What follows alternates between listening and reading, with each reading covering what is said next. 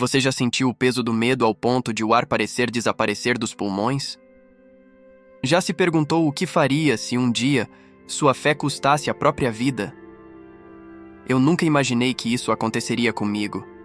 Até aquela manhã cinzenta nas águas geladas do Mar do Japão, na costa leste da Coreia do Norte.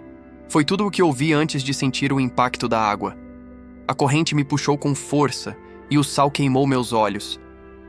Pensei que aquele seria meu último suspiro. Mas então algo aconteceu.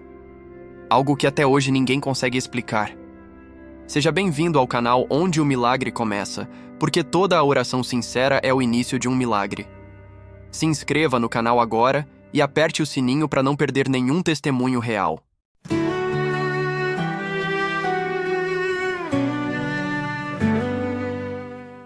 Meu nome é Han Jae-soo e nasci em Hyesan, uma pequena cidade no norte, cercada por montanhas e silêncio.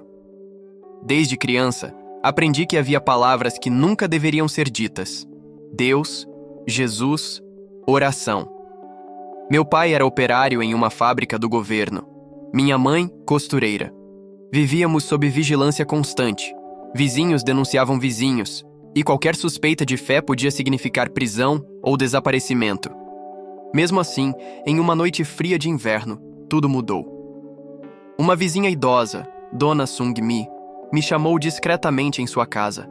As janelas estavam cobertas por panos e a luz vinha de uma lamparina quase apagada. Ela abriu uma pequena caixa de ferro e tirou de dentro algo que nunca pensei ver na vida. Uma Bíblia, ela disse em voz baixa. Se um dia quiser conhecer a verdade, comece por aqui. Naquele instante, algo despertou em mim. Eu não sabia o que era fé, até sentir a presença de algo ou alguém que nenhuma autoridade poderia controlar. Foi ali que minha jornada começou. Uma jornada que me levaria das orações sussurradas em porões escuros, até o fundo de um mar, onde apenas Deus podia ouvir meu clamor. Depois daquela noite, não consegui dormir. A Bíblia que Dona Sung-mi me entregou ficou escondida dentro de uma tábua solta do piso do meu quarto. Cada vez que eu a abria, sentia como se o próprio Deus estivesse falando comigo em silêncio. As palavras de Jesus me atravessavam como fogo. Se alguém quer vir após mim, negue-se a si mesmo. Tome a sua cruz e siga-me. Aquela cruz, na Coreia do Norte, significava prisão ou morte. Mas, por algum motivo, eu não conseguia mais voltar atrás. 2 semanas depois, fui levado por ela a um pequeno grupo secreto de cristãos. Nos reuníamos nas madrugadas, no porão de uma casa velha perto do rio Amnok. Era uma igreja simples, mas viva. Ninguém usava microfone, ninguém pregava em voz alta, só sussurros, lágrimas e mãos levantadas no escuro. O pastor Kim Dong-hun, um homem de rosto marcado pelo tempo, orava sempre com os olhos molhados. Ele dizia: Deus não precisa de templos de pedra. Ele habita no coração dos que o amam, mesmo quando o mundo tenta apagar sua voz. Eu nunca havia sentido tanta presença de Deus como naquele lugar abafado, escondido, onde cada oração podia ser a última.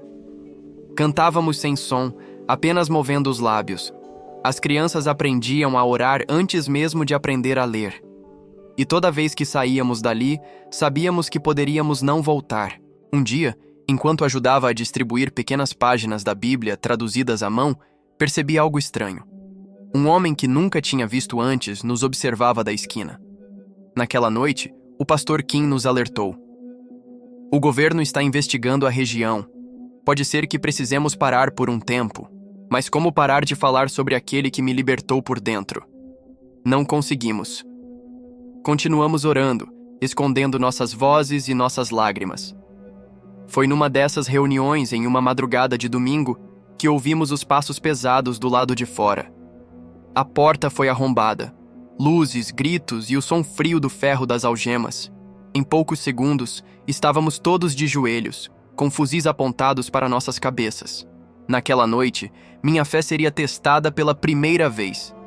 E antes de continuar, eu quero te perguntar: se a sua fé fosse proibida, você teria coragem de continuar orando? Deixe sua resposta nos comentários, curta este vídeo e se inscreva no canal Onde o Milagre Começa, porque aqui a fé se torna real. até mesmo onde ela é proibida. Aproveitando, quero te lembrar que se você quiser crescer em sua vida de oração, eu deixei na descrição desse vídeo o link do e-book 33 Orações para a Vida. Esse material tem ajudado a despertar a fé em muitas pessoas e tenho certeza que pode ajudar você também. Adquirindo o e-book por menos de 10 centavos por dia, você também ajuda o canal a trazer mais testemunhos como esse.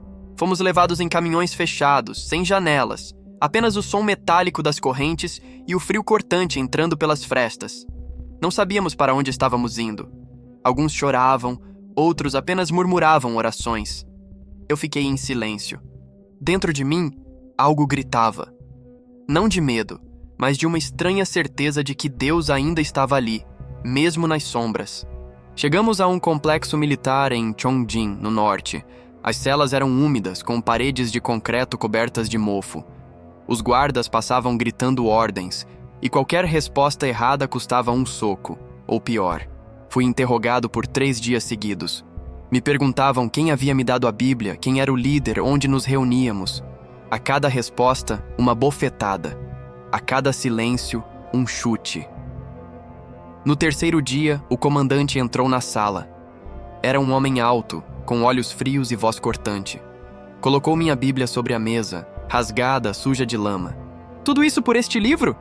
Ele perguntou, batendo com o punho sobre a capa. "Sim", respondi com a voz trêmula, "por este livro e pelo Deus que ele revela." Ele me olhou fixamente por alguns segundos, depois riu. "Então seu Deus vai precisar ser bom mesmo, porque você vai encontrá-lo em breve." Naquela noite fomos levados para fora. Estava nevando. Os soldados nos alinharam no pátio e leram uma sentença simples, sem julgamento. Traição ao Estado, subversão ideológica, punição exemplar. Alguns seriam enviados para campos de trabalho forçado. Outros, como eu, seriam executados de forma simbólica, jogados ao mar, acorrentados para servir de exemplo. Enquanto nos levavam, pensei em minha mãe. Ela sempre dizia: "Mesmo que o mundo inteiro se volte contra você, se Deus estiver contigo, você nunca estará sozinho." E ali, no escuro daquela madrugada, acorrentado e cercado por fuzis, eu repeti essas palavras como se fossem uma oração. Eu sabia que o corpo podia ser ferido, mas a fé não. O caminhão partiu em direção à costa. As correntes batiam contra o chão. O som do mar começou a surgir no horizonte, misturado ao rugido do vento. Eu sabia o que me esperava, mas não fazia ideia do que Deus estava prestes a fazer. O caminhão parou perto da costa, ainda antes do amanhecer. O vento era tão frio que cortava a pele. As ondas batiam com força contra as rochas, e o som do mar parecia um rugido vivo, ameaçador. Os soldados nos tiraram um a um, empurrando com as armas. Eu podia sentir o cheiro de ferrugem das correntes que colocaram em meus pulsos e tornozelos, e enquanto apertavam os grilhões, um deles sussurrou ao outro: "Vamos ver se o Deus dele sabe nadar." Fui levado até o cais e ali, diante do mar revolto, o comandante me olhou nos olhos pela última vez. "Última chance. Renuncie à sua fé." "Não posso", respondi. "Meu corpo é seu, mas minha alma pertence a Cristo." Ele apenas acenou com a cabeça. 2 soldados me levantaram pelos braços. Eu olhei para o horizonte uma última vez. O mar parecia infinito, o céu pesado. E por um instante eu pensei que talvez fosse o fim. O impacto da água foi brutal. O sal queimou minha garganta. As correntes me puxaram. Mas algo estranho aconteceu. Eu não afundava. As correntes, pesadas como ferro, pareciam não ter peso algum. Meu corpo, em vez de ser arrastado para o fundo, permanecia flutuando, imóvel entre as ondas. Abri os olhos debaixo d'água esperando ver apenas escuridão, mas havia uma claridade suave, como se o próprio mar se acalmasse ao meu redor. As ondas, antes violentas, começaram a se aquietar. O vento cessou. E eu, acorrentado, permaneci ali, flutuando, como se uma mão invisível me segurasse por baixo. Minutos depois, ou talvez horas, eu não sei, um barco de pescadores apareceu à distância. Os homens me viram e começaram a gritar, apontando. Ninguém entendeu como eu ainda estava vivo, nem como as correntes, que deveriam me arrastar, pareciam leves como cordas. Quando me puxaram para o barco, um dos pescadores caiu de joelhos, chorando. Isso é impossível, ele disse. Ninguém sobrevive aqui. Ninguém. Acordei em uma pequena cabana de madeira, coberto por mantas e cercado pelo som do vento batendo nas paredes. O cheiro de sal e fumaça enchia o ar. Por um instante, pensei que estava morto. Mas quando abri os olhos, vi um rosto ao meu lado, um dos pescadores que me havia resgatado. Ele me olhou assustado e disse em voz baixa: "Você ficou flutuando no mar por quase 2 horas. As correntes ainda estavam presas, mas seu corpo não afundava. Eu vi com meus próprios olhos." Eu tentei falar, mas não consegui. Apenas chorei. Não por medo, mas por um reconhecimento profundo. Deus havia me poupado, e agora eu tinha uma missão. Naquela mesma noite, um dos soldados que havia participado da execução apareceu à cabana. Vinha disfarçado, com o rosto coberto por um capuz. O pescador me alertou. "É perigoso." Mas o homem entrou, ajoelhou-se diante de mim e começou a chorar. "Eu vi o que aconteceu", ele disse. "Vi as correntes flutuarem. Vi o mar se acalmar. Desde então, não consigo dormir. Se o seu Deus pode fazer isso, quero conhecê-lo." Foi ali, em meio ao medo e à escuridão, que eu vi o impossível se tornar semente de fé. Aquele soldado se converteu naquela noite. Entregou a vida a Cristo em lágrimas, pedindo perdão. Antes de ir embora, deixou comigo um mapa e disse: "Há irmãos escondidos nas montanhas de Hamhung. Vá até eles. O povo precisa ouvir o que vi." E assim fiz. Com a ajuda dos pescadores, viajei em segredo durante dias, com as correntes ainda marcando meus pulsos, até chegar àquela pequena comunidade. Quando contei o que Deus havia feito, ninguém acreditou no começo, mas quando viram as marcas em meus braços, o medo deu lugar à esperança. Desde aquele dia, a notícia se espalhou silenciosamente pelos grupos cristãos subterrâneos. Um jovem foi lançado ao mar, mas Deus não o deixou afundar. E em cada casa, em cada oração sussurrada, uma nova chama começou a se acender. Mesmo na nação mais fechada do mundo, o milagre se espalhou, e com ele, a certeza de que a fé não pode ser submersa. Hoje, sempre que fecho os olhos, ainda ouço o som das ondas. Mas agora, elas não me lembram de medo. Me lembram de promessa. Promessa de um Deus que não abandona, mesmo quando tudo parece perdido. Foram anos vivendo escondido, mudando de vila em vila, pregando em silêncio, ajudando outros irmãos a encontrar a mesma fé que me salvou. As cicatrizes das correntes ainda marcam meus pulsos, mas são lembretes de que, quando as águas quiserem me engolir, Deus sempre estará comigo. Quando penso naquele dia, o dia em que fui lançado ao mar, percebo que o milagre não foi apenas o fato de eu ter sobrevivido. O verdadeiro milagre foi descobrir quem estava comigo dentro das águas.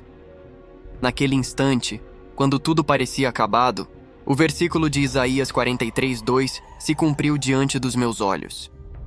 "Quando passares pelas águas, estarei contigo, e quando pelos rios, eles não te submergirão." Eu não sabia nadar, não havia salvação humana, mas foi ali, no fundo do desespero, que percebi que Deus não promete evitar as águas. Ele promete estar nelas conosco. Quantas vezes você já pediu para Deus tirar você do meio da tempestade, quando na verdade Ele queria te mostrar que podia te sustentar dentro dela? Quantas vezes você olhou ao redor e achou que o silêncio era abandono, quando era apenas Deus te ensinando a confiar mesmo sem entender? Naquela noite gelada, eu entendi que a fé não é acreditar que nada ruim vai acontecer. A fé é continuar crendo mesmo quando o mar já fechou sobre a sua cabeça. E é ali, quando o ar falta, quando o medo domina, que o impossível acontece. Porque o Deus que criou as águas também comanda suas profundezas. Hoje, quando olho para as cicatrizes que as correntes deixaram em meus pulsos, eu não vejo dor. Vejo lembranças de um Deus que mergulhou comigo no abismo e me trouxe de volta à superfície. E se Ele fez isso comigo, em uma terra onde o nome de Jesus é proibido, imagine o que Ele pode fazer na sua vida, onde o nome dele ainda pode ser proclamado livremente? Agora feche os olhos comigo e vamos orar. Senhor, Tu conheces cada pessoa que escuta esta história agora. Tu sabes quem está se sentindo preso, cansado, afundando nas águas da dor, do medo ou da dúvida. Assim como me sustentastas, sustenta cada um deles agora. Mostra que a tua presença é real, mesmo no silêncio, mesmo nas correntes, mesmo nas noites frias. Renova a fé, traz consolo e faz brotar esperança onde parecia haver apenas desespero. Em nome de Jesus, aquele que ainda caminha sobre as águas, nós oramos. Amém. Se esta história tocou o seu coração, escreva nos comentários. Deus ainda faz o impossível. Isso ajuda a espalhar essa mensagem de fé. Não se esqueça de curtir esse vídeo, se inscrever no canal e compartilhar essa história. Eu tenho certeza que esse vídeo pode ajudar muitas pessoas a terem mais fé no poder de Deus. E se você quer fortalecer sua caminhada espiritual, eu preparei algo especial para você. Baixe agora o e-book 33 Orações para a Vida. Um guia simples, mas poderoso, para quem quer aprender a orar com fé e ver Deus agir. O link está na descrição e no primeiro comentário fixado. Lembrando que com menos de 10 centavos por dia, você abençoe a sua vida e ainda ajuda esse canal a ir mais longe. E não se esqueça, Deus nunca prometeu ausência de tempestades. Ele prometeu presença nas ondas. E às vezes, é quando o mar te puxa, que ele te ensina a flutuar na fé. Um forte abraço e que Deus te abençoe.